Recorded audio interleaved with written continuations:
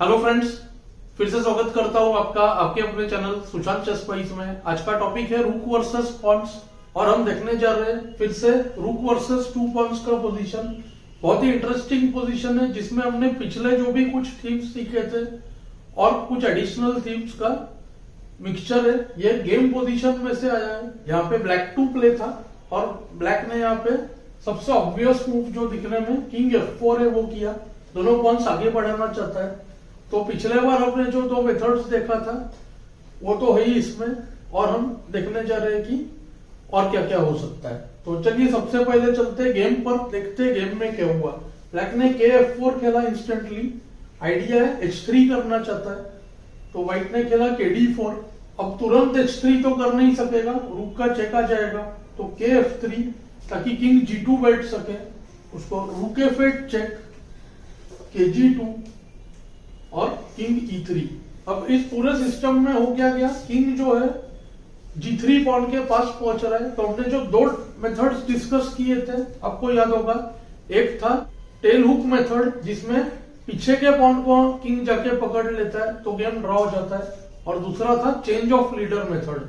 तो चलिए देखते हैं यहाँ पे H3, उसको रूक H8। रूक ने जो है जो पॉन आगे बढ़ सकता है उसके पीछे रहना चाहता है, और जैसे ही H2 करेगा, अब लीडर H2 है और टेल G3 है, तो किंग F4 के बाद ये पोजीशन ड्रॉ हो जाता था।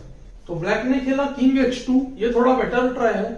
अब फिर से यहाँ पे व्हाइट ने केयरफुल होना है। अगर किंग F3 करे तो G2, रूक G8, उसको G1 queen, rook takes G1, KG1, KG3 और H2 के बाद लूजिंग।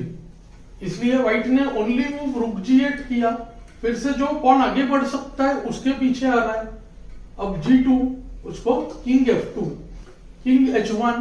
अब व्हाइट रूक को वेस्ट करना पड़ेगा, मूव किंग हिलाने से G1 हो जाएगा, तो रूक G7, उसको H2, G1 का थ्रेट है, और रूक टेक्स G2 के बाद गेम जो है स्टेलमेट से ड्रॉ हो गया। तो ये तो था जो गेम में हुआ। अब चलते ये देखते हैं कि क्या ब्लैक इस गेम को विन कर सकता था। तो उसका आंसर हाँ है, बस टेक्निक में थोड़ा सा चेंज करना चाहिए था। फर्स्ट मूव KE4, इससे किंग का जो एंट्री है हम रोक रहे। इस मेथड को शोल्डरिंग या शोल्डर चार्जिंग कहते हैं, जिससे हम अपने किंग से अपोजिशन लेके ओपोनेंट के किंग को पहले रोक देते हैं, फिर अपने किंग को दूसरे साइड ले जाते हैं। अब व्हाइट के पास दो ऑप्शन है, एक तो वेट करे रूक G7 से, या तो फिर रूक G4 चेक देके H4 का पॉन ले ले। ये जो मेथड है ये बहुत इंटरेस्टिंग है, उस पर हम बाद में आएंगे। सबसे पहले देखते हैं KG7, उसको KF3, उसको किंग D3 और उसको इंपॉर्टेंट मूव H3। ये मूव बहुत जरूरी है।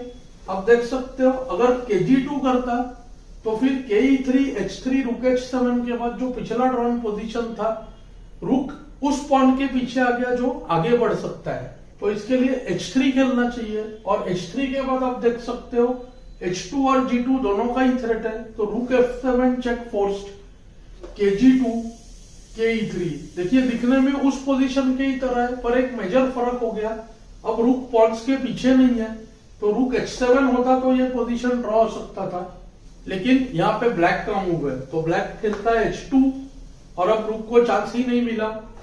रूक H7 forced, H1 queen, rook takes H1, king takes H1, KF3, G2 और ब्लैक जीत जाता था।